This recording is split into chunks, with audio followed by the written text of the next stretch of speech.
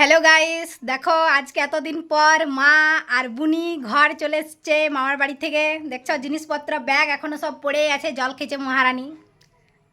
এতদিন কেমন লাগছিল মামা ঘরে থাকতে? অনেক ভালো। অনেক ভালো লাগছিল। আরও থাকতিস নাকি? হ্যাঁ।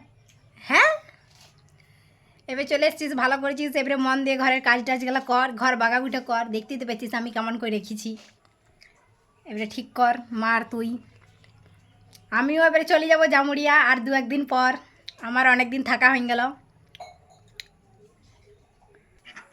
মা, তোমার মামার ঘরে থাকতে কেমন লাগলো?